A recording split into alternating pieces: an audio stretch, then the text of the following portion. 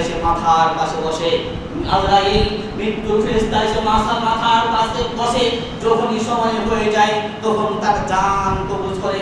মুমিন ব্যক্তির জান কবজ করার পরে একটি মুহূর্তের জন্য তার কাছে রাখে না, ওই সমস্ত অপেক্ষামান ফেরেশতাগুলোদেরকে দিয়ে দেয় এবং ওই ফেরেশতারা পেয়ে অত্যন্ত খুশি হয়, আনন্দ হয়।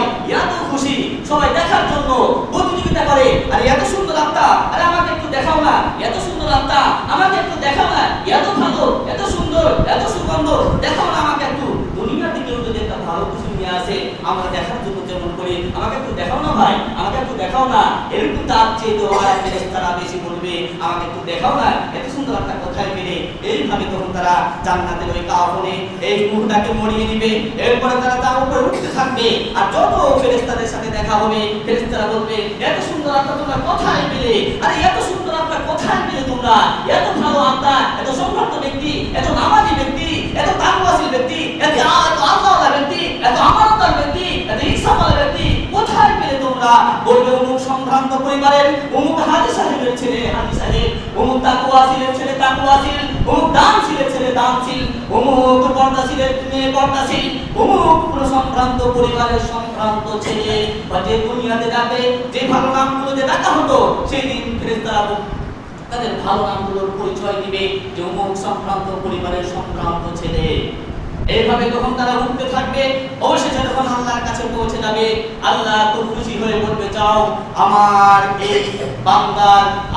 এই বান্দার নামটা ইলমিনে লিখে দাও আর তাকে নিয়ে যাও কবরে, কারণ আমি তাকে মাটি থেকে সৃষ্টি করেছি, তাকে মাটিতে যেতে হবে। আর তাকে মাটি থেকে আমি আল্লাহ তাকে মাটি থেকে আবার কিয়ামতের দিন উত্থাপন করব, মাটি থেকে তাকে আমি আবার উঠাবো। তাহলে আমরা বুঝতে পারি যে মুমিন ব্যক্তির মৃত্যুর সময় অসংখ্য উজ্জ্বল ফেরেশতারা জান্নাতের সুগন্ধি নিয়ে, জান্নাতের কাফন নিয়ে সেই সমস্ত ফেরেশতারা এসে উপস্থিত হয়। আর মৃত্যুর ফেরেশতা আজরাইল জান কবজ করার সাথে সাথে ওই অপেক্ষামান ফেরেশতাদের হাতে দিয়ে দেয়, আর খুব আনন্দের সাথে তারা আল্লাহর কাছে নিয়ে যায়। আল্লাহ যখন অর্ডার করেন যাও তাকে দুনিয়াতে নিয়ে যাও, কবরে নিয়ে যাও, তখন তারা কবরে নিয়ে আসে। আমরা খুব সহজে বুঝতে পারি মুমিনদের মৃত্যুটা কেমন হবে।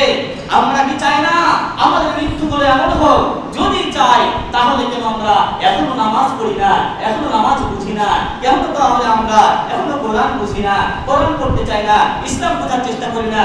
ভাই শুধুমাত্র আপনি দলাদলি করেন, শুধুমাত্র আপনি হিংসা বিদ্বেষ ছড়ান, শুধুমাত্র আপনি ঝগড়া বিবাদ চান, শুধুমাত্র আপনি মানুষের বিরোধ করেন, শুধুমাত্র আপনি সমালোচনা করেন, নিজেকে নিয়ে একদিনও সমালোচনা করতে পারলেন না যে আমি কি সেই মুমিন হতে পেরেছি, আমি কি সেই মুমিন হতে পেরেছি যার কারণে আমার মৃত্যুটা সহজ হবে, যার কারণে আমার ফেরেশতারা আমার রূহকে নিয়ে আনন্দ করবে, আনন্দ ফুর্তি করবে, আল্লাহর কাছে নিয়ে যাবে, আল্লাহর